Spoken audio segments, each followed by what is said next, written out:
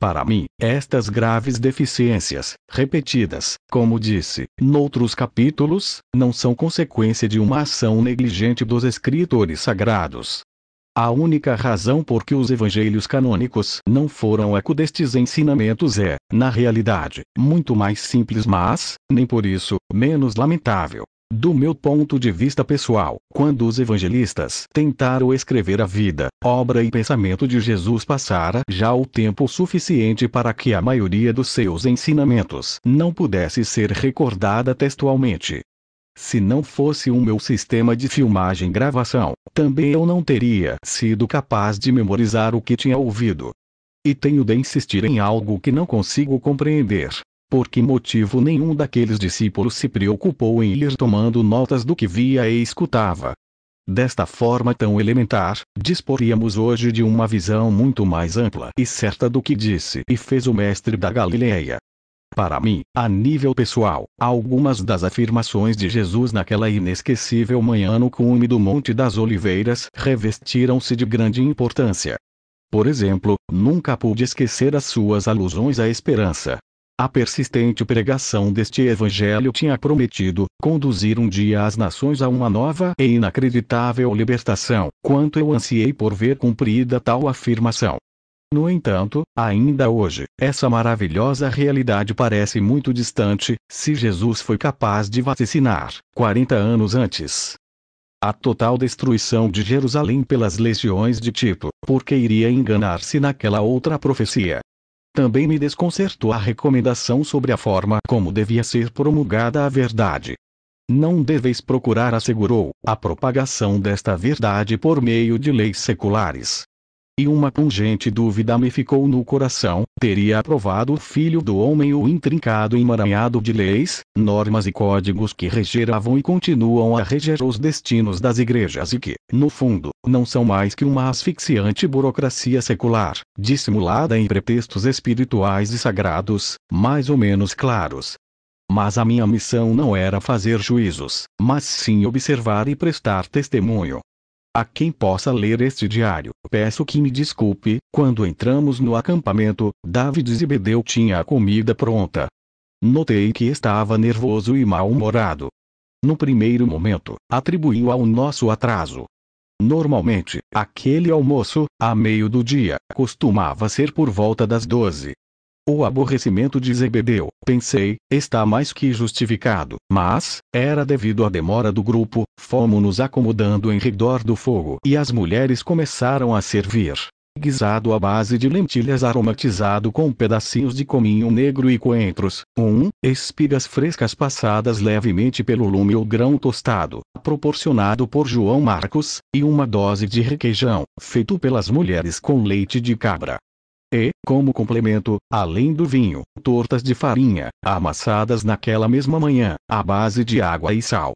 O processo utilizado pelas mulheres do acampamento na cozedura daquelas tortas, de uns 12 centímetros de diâmetro, era muito singular. Pelo menos para mim. Empregavam um forno, se é que lhe podemos chamar assim, que consistia num grande jarro, perfeitamente coberto de barro por fora. Era firmado no solo e dentro acendia-se o fogo. Quando a chama aquecera devidamente as paredes do jarro, as mulheres apagavam o fogo, pegando então as tortas à superfície interior do forno. Em geral comiam-se quentes.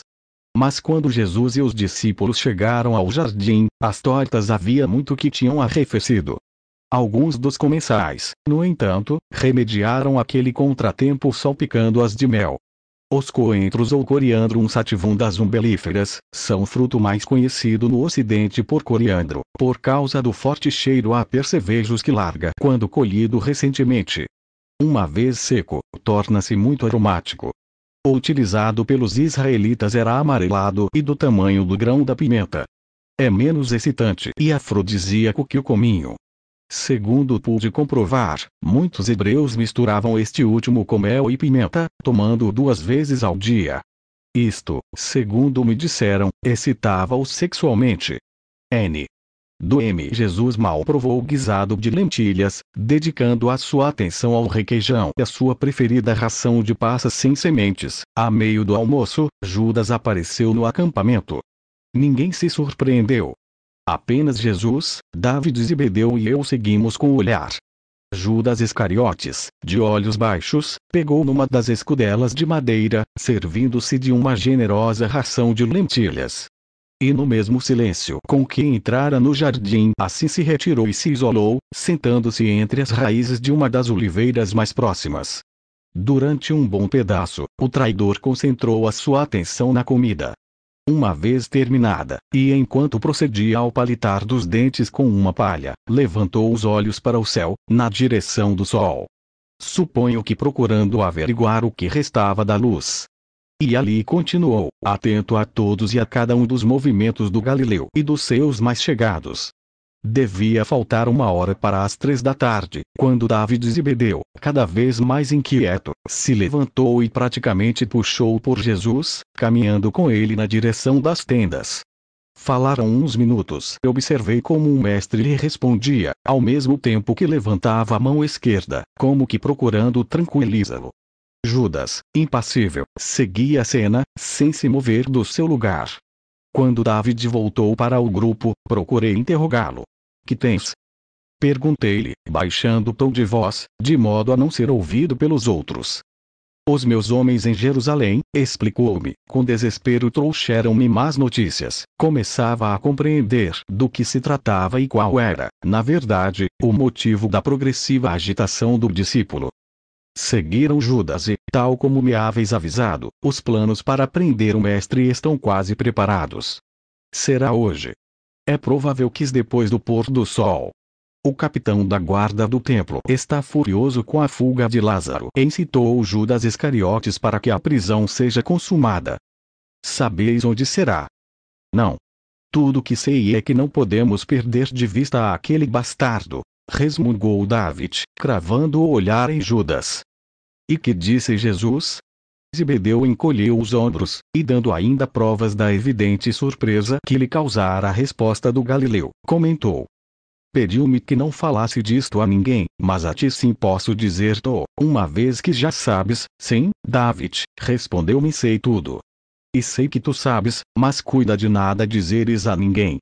E, quando tentava persuadi-lo a que fugisse, declarou, não duvides de que a vontade de Deus prevalecerá no final. Juro-te, Jazão, que não consigo compreendê-lo. Se ele quisesse, agora mesmo poríamos ao seu serviço mais de 100 de homens armados que o escoltariam e defenderiam até chegar à Pereia. Coloquei as mãos nos seus ombros, tal como vira Jesus fazer, e tentei animá-lo com o olhar. Porém, a tristeza daquele homem era muito mais profunda do que eu podia supor. A súbita chegada de um dos correios arrancou David dos seus sombrios pensamentos. Acompanhei-o até a tenda dos homens e ali, na presença de Zebedeu, o emissário, que vinha de Filadélfia, leu uma mensagem de Abner. Até aquela remota cidade oriental tinham chegado também os insistentes rumores sobre uma conspiração para matar o mestre e ele pedia instruções. Devia mobilizar-se com todas as suas pessoas e dirigir-se a Jerusalém. Zebedeu leu a carta e imediatamente procurou Galileu. Este, uma vez conhecida a notícia do homem que dava proteção a Lázaro, transmitiu a David. Diz a Abner que continue com seu trabalho. Se me despeço de vos em carne é porque posso voltar em espírito. Não vos abandonarei. Estarei convosco até o final. Outro mensageiro partiu a correr para Filadélfia e eu aproveitei a oportunidade para perguntar ao Zebedeu pela mãe de Jesus. Era quase a hora nona, às 3, e Maria e os seus familiares ainda não tinham dado sinais de vida. Como disse, a possibilidade de me encontrar frente a frente com a mãe do Galileu fora excitando o meu espírito, enchendo-me de curiosidade. Como era realmente aquela mulher? Teria o aspecto que nos dá a tradição pictórica universal. Que havia ao certo sobre todas aquelas virtudes e qualidades que tinham sido constantemente louvadas pelos investigadores e estudiosos mariológicos. David não pôde satisfazer a minha dúvida. O caminho desde Betsaída, na Galiléia, a cerca de 600 estádios, perto de 110 quilômetros, representava um esforço considerável, principalmente para um grupo em que viajavam várias mulheres. Tinha de se esperar. Assim que David se retirou da presença de Jesus, logo Filipe, o chefe da intendência, se aproximou do mestre para lhe perguntar: uma vez que se aproxima a hora da Páscoa, onde queres que preparemos a ceia? O galileu respondeu-lhe: vai procurar Pedro e João, e eu vos darei as instruções para a ceia que comeremos juntos esta noite. Quanto à Páscoa, dela vos falarei depois da ceia. Este assunto tinha muito interesse para Judas. E, levantando-se, começou a caminhar na direção de Jesus com o propósito, suponho, de averiguar onde e a que hora ia celebrar-se a ceia daquela quinta-feira. Mas o Zebedeu, que não o perdera de vista, compreendeu as tenebrosas intenções de Judas Iscariotes e, com um admirável reflexo, interpôs-se no caminho do traidor, entretendo-o.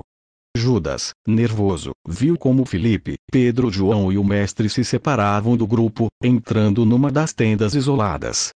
Poucos minutos depois, os 3 apóstolos saíram do abrigo e, sem fazerem o menor comentário, abandonaram o jardim, seguindo ladeira abaixo. Por um momento hesitei.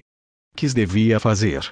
Juntava-me ao grupo dos apóstolos que acabava de sair do acampamento ou continuava junto do mestre? David ia entretendo Judas Iscariotes que, com o rosto desolado mas sem perder o sangue frio, parecia resignado à sua sorte. A rota utilizada habitualmente naquela época, a partir da localidade de Betsaída de Julias, até Jerusalém, forçava a passar pelas povoações de Cursi e Ipos, na margem oriental do lago de Genezaré, Gedaros e Pela, e, dali, seguindo a margem do rio Jordão, chegava-se a Betabara, na região de Peireia, e por último, Jericó, Betânia e Jerusalém. A outra rota, a que atravessava pelo centro da Samaria, não era muito recomendável, dados os contínuos conflitos entre os habitantes da Judéia e Galiléia e os samaritanos. N. Do M.